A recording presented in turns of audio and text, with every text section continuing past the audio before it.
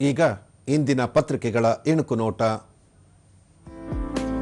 ಬೆಳಗಾವಿ ರೈತ, ಬೆಂಗಳೂರು ಸಂಸ್ಥೆಗೆ ಮೋದಿ ಬೇಷ್, ಮಾಸಿಕ ಮನ್ ಕಿ ಬಾತ್ನಲ್ಲಿ ಸಾಂಪ್ರದಾಯಿಕ ಕೃಷಿ ವಿಧಾನ ಸಂಶೋಧನೆ ಬಗ್ಗೆ ಪ್ರಧಾನಿ ಪ್ರಸ್ತಾಪ.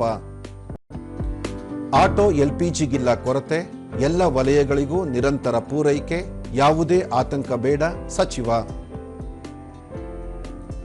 ದೇಶದಲ್ಲಿನ್ನು ಸೌರಶಕ್ತಿಯಂತೆ ಪಿಎನ್ಜಿಗೆ ಪ್ರಾಶಸ್ತ್ಯ, 50 ಲಕ್ಷ ಹೊಸ ಪಿಎನ್ಜಿ ಸಂಪರ್ಕಕ್ಕೆ ಕೇಂದ್ರ ಅಸ್ತು. ಟ್ರಂಪ್ ಯುದ್ಧದ ವಿರುದ್ಧ ಸಿಡಿದೆದ್ದ ಅಮೆರಿಕನ್ನರು, 50 ರಾಜ್ಯಗಳ 3,000 ಕಡೆ 90 ಲಕ್ಷ ಜನರಿಂದ ಭಾರೀ ಪ್ರತಿಭಟನೆ. IPL T20 cricket, Rohit Riyan ಸ್ಫೋಟಕ ಆಟ, ಕೆಕೆಆರ್ ವಿರುದ್ಧ ಮುಂಬೈ ಇಂಡಿಯನ್ಸ್ಗೆ 6 ವಿಕೆಟ್ ಜಯ, ರಹಾನೆ ಹೋರಾಟ ವ್ಯರ್ಥ. ಇವು ಇಂದಿನ ಪತ್ರಿಕೆಗಳ ಪ್ರಮುಖ ಸುದ್ದಿ. ಉಳಿದಂತೆ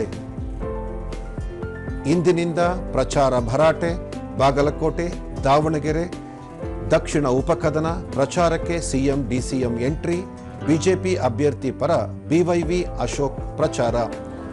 ಅಸ್ಸಾಂ 5 ಗ್ಯಾರಂಟಿ ಘೋಷಿಸಿದ ಕೈ, ಮುಖ್ಯಮಂತ್ರಿ ಹಿಮಂತ ವಿರುದ್ಧ ಖರ್ಗೆ ವಾಗ್ದಾಳಿ, ಬಿಜೆಪಿ ಪರ ಅಮಿತ್ ಶಾ ಪ್ರಚಾರ. ಬಿಸಿಲಿನ ತಾಪಕ್ಕೆ ಮಳೆಯ ತಂಪು, ದಿಢೀರ್ ಮಳೆಗೆ ವಾಹನ ಸವಾರರು ಪರದಾಟ, ಭಾನುವಾರದ ಮೋಜು ಮಸ್ತಿಗೆ ಬಿತ್ತು ಬ್ರೇಕ್. ಕಾಲುದಾರಿ ಬಂಡಿದಾರಿ ಮುಚ್ಚಿದರೆ ಅಪರಾಧ, ಕೃಷಿ ಅನ್ಯ ಕೆಲಸ ಓಡಾಟಕ್ಕೆ ಅಡ್ಡಿ ಮಾಡುವಂತಿಲ್ಲ, ದೂರು ಕೊಟ್ಟರೆ ತೆರವು ಕಾರ್ಯ. ಹಾರ್ಮೋಸ್ ದಾಟಿದ ಮತ್ತೆರಡು ಎಲ್ಪಿಜಿ ನೌಕೆ, 6 ನೌಕೆಗಳಲ್ಲಿ ಒಟ್ಟು 2,79,450 ಟನ್ ಎಲ್ಪಿಜಿ.